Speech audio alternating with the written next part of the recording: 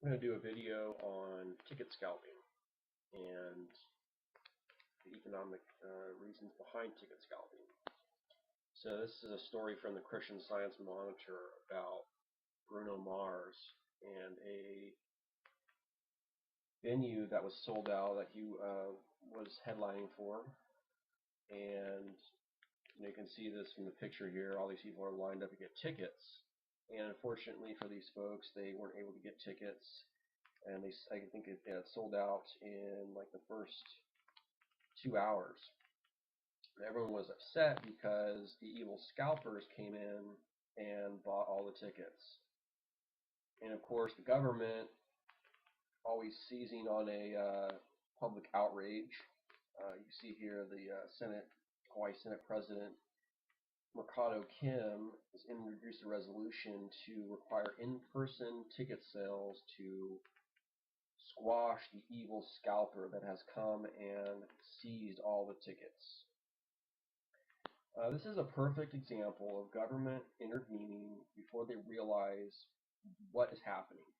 And I'm going to just take a moment and explain why ticket scalping exists.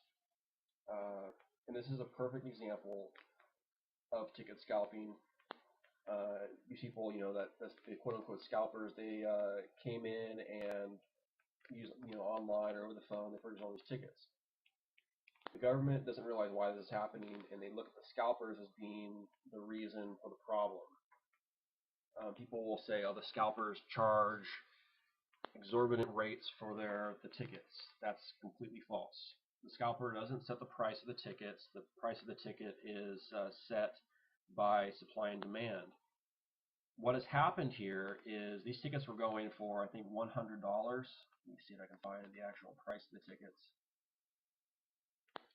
Yeah, the tickets were priced under $100. And just a few weeks previously, or I think even a week before, Bruno Mars had done a Super Bowl show.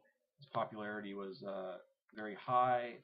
And so really the price of $100 was far too low for what people were willing to pay. So there was a price disparity there. And you can see here in the next sentence, scalpers were selling these same tickets now for $446. So there was an economic incentive. There was, at least a spread of $346 there between what they could buy them at and what the market was saying they were worth. Now, the reason why the tickets were being sold at $100 is the vendor, the house, quote unquote, that was sponsoring this event, the Blasadale Arena box office. They wanted to sell all of their tickets. Okay, they get paid a certain amount or a certain percentage on the number of tickets they sell, so they're incentivized to sell their tickets and sell all of them. Now, they hedge themselves by selling their tickets under the market price. This happens. This is not the first time this happened. This happens all the time, where they know, hey, this is a popular show. Our tickets are probably worth more. We're going to go ahead and we're going to sell them for a little bit less than what they're worth so that we can hedge ourselves from actually having to hold tickets and not sell tickets and then having that loss. So what the scalper, which is nothing more than a speculator, what they're doing is they're incurring all the risk of the ticket. If they buy that ticket and they don't sell it, they lose all of their money. So in a sense, it's just a binary option. They can either sell the ticket or they can lose all their money. That's pretty much, there's only two options for them. So they have come in, they've created a market, they've allowed price discovery in the case of this scenario, and they're obviously reaping a profit.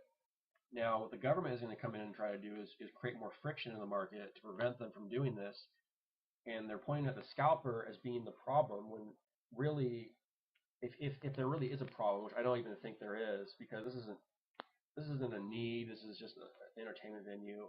No one's going to die from not going to see a Bruno Mars concert. But if you really want to point the blame, it is actually at the Blasadale Arena box office for selling their tickets way below market price and suckering people into standing in this line when they knew that the demand was much higher. when they had to know within the first few minutes that the demand for these tickets was just through the roof.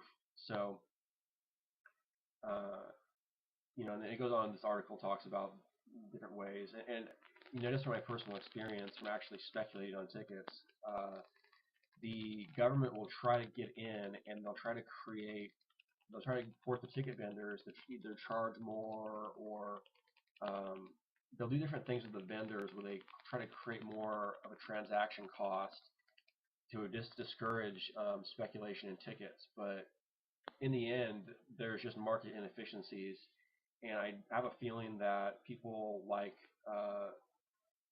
Senate President Donna Mercado don't really understand that. They don't understand why ticket scalpers are going in and buying these tickets, and I think a lot of people don't understand that.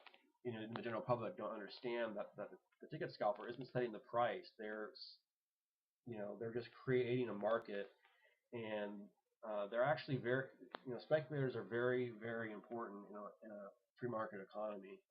But I'll post this article, and I encourage people to post your comments if you have something you'd like to add. So thank you for watching.